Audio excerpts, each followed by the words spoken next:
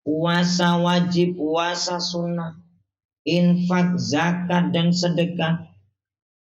Bagaimana semuanya itu dilaksanakan sesuai dengan perintah Allah dan sesuai dengan tuntunan Rasulullah SAW, yang dilaksanakan juga dengan penuh keikhlasan. Kalau semua amal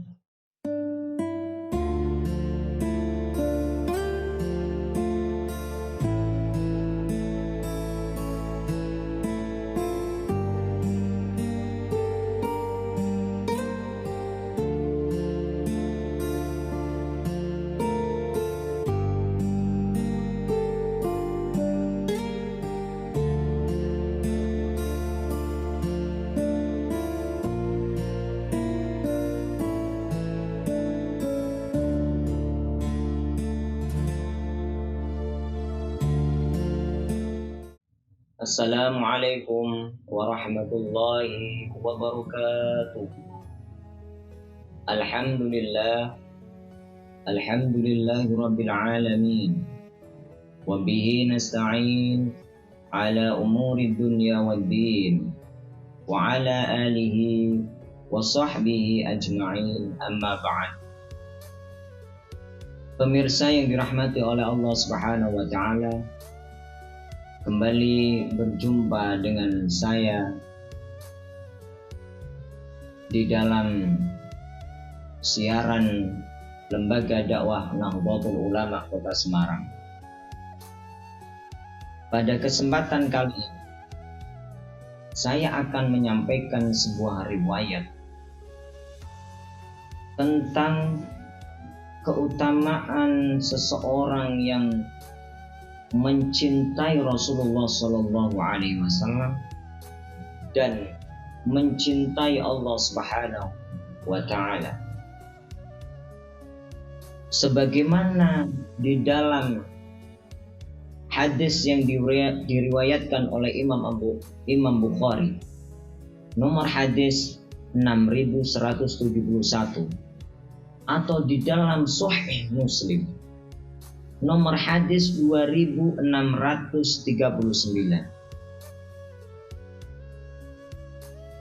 Diriwayatkan an Anas bin Malik qala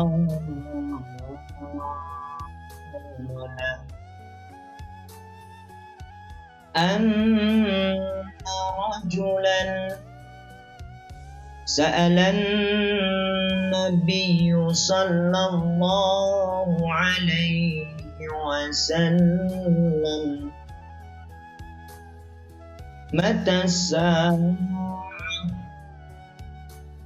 as-sa'ah ya Rasulullah.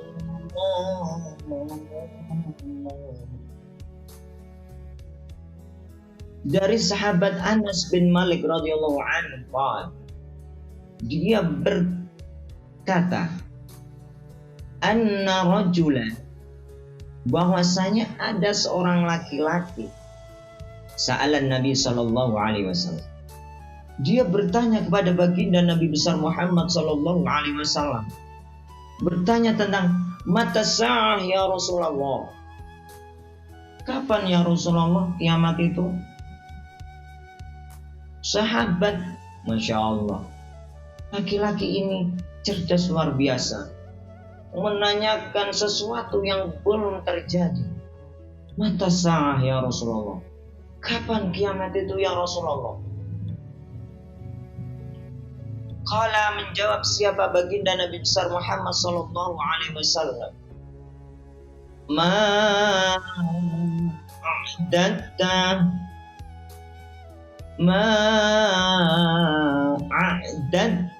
laha. Wahai rajul, kamu bertanya tentang kiamat. Saya bertanya kepada kamu, apa yang telah engkau siapkan untuk menghadapi hari kiamat ini? Laki-laki tadi kemudian menjawab, qala ma'adatta laha. Ya Rasulullah, saya tidak punya persiapan apapun untuk menyambut kiamat. Masya Allah. Kenapa engkau tidak mempersiapkan kiamat dengan baik? Secara logika, orang yang mau mati saja, seperti kita-kita ini, mau menghadapi kematian, mau menghadap Allah itu membawa bekal yang banyak, diantaranya beramal yang banyak. Beramal soleh, amal dengan ikhlas. Dari mulai sholat wajibnya, sholat sunnahnya, puasa wajib, puasa sunnah, infak, zakat, dan sedekah. Bagaimana semuanya itu dilaksanakan sesuai dengan perintah Allah dan sesuai dengan tuntunan Rasulullah SAW, yang dilaksanakan juga dengan penuh keikhlasan. Kalau semua amal dilaksanakan sesuai perintah Allah, sesuai tuntunan baginda Nabiullah Muhammad SAW. Namun kalau tidak didasari dengan keikhlasan, tidak diterima oleh Allah Subhanahu wa taala. Ini ada seorang laki-laki bertanya kepada Rasulullah SAW tentang kiamat, tetapi dia tidak mempersiapkan amalan yang banyak, tidak. Sebagaimana di dalam teks hadisnya, ma'adattu laha min katsirin sholatin. Saya tidak menyiapkan kiamat untuk menghadapi kiamat ini dengan sholat saya yang banyak. Dia bukannya ahli sholat. Maksudnya dia tetap mengerjakan sholat wajib, tetapi dia tidak sebagaimana baginda Nabi besar Muhammad SAW, yang di dalam riwayat beliau Rasulullah SAW ini sholat sunnah malamnya ini sampai kaki beliau ini bengkak. Masya Allah. Di dalam riwayat lain bahwa beliau itu sholat malam dari tengah malam sampai menjelang fajar. Masya Allah. Kita yang sholatnya 2 rakaat, 4 rakaat, 6 rakaat, 12 rakaat sudah mau pamer. Kaki kita ini belum bengkak, sudah mau merasa yang paling pol, yang paling hebat. Tidak. Sahabat ini ma'adattu laha min katsirin sholatin. Bukan orang yang ahli sholat, wala saumin, dan dia bukan juga tergolong orang yang senang berpuasa, ahli puasa. Bukan terus dia melaksanakan puasa sunnah Daud, kemudian juga bukan yang ahli puasa di bulan yang dimuliakan. Wala sodakotin, dia juga bukan termasuk orang yang pada saat itu kriterianya masuk orang yang ahli sodakoh, juga bukan.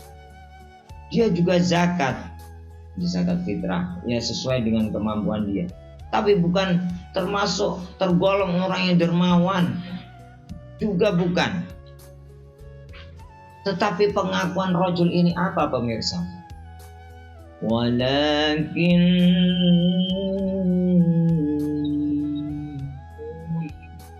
Walakinni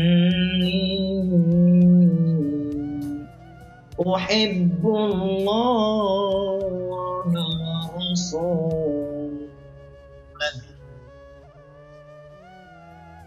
Dia tetapi aku, wahai baginda Nabi besar Muhammad SAW, saya ini tidak orang yang ahli sholat, bukan orang yang ahli sedekah, bukan orang kriteria yang masuk kepada orang yang ahli puasa.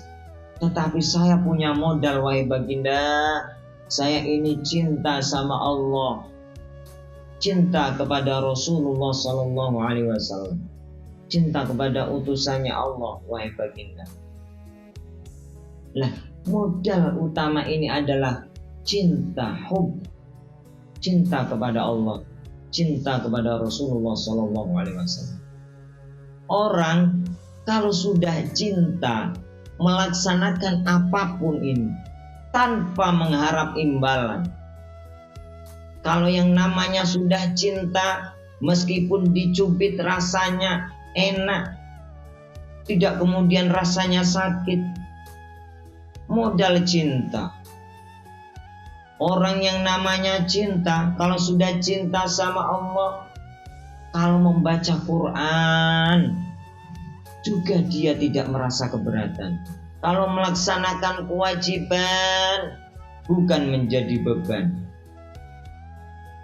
Inilah modal utama daripada cinta. Jadi kalau kita mau beramal melaksanakan perintah Allah, modal utama adalah mempunyai rasa cinta dulu. Cinta kepada Allah, cinta kepada Rasulullah. Kalau yang namanya sudah cinta, apapun yang diperintahkan akan dilaksanakan dengan sebaik mungkin. Tidak akan membuat orang yang dicintai itu merasa kecewa. Dia akan berusaha sungguh-sungguh, beramal dengan sungguh-sungguh. Kalau cinta dia kepada Allah, dia diperintahkan sholat oleh Allah 5 waktu, dia akan melaksanakan sholat tadi. Sholat di awal waktu berjamaah, kemudian sholatnya khusyuk, kemudian memenuhi syarat rukunnya, tuntunan Rasulullah SAW, juga yang sudah ditetapkan oleh para ulama.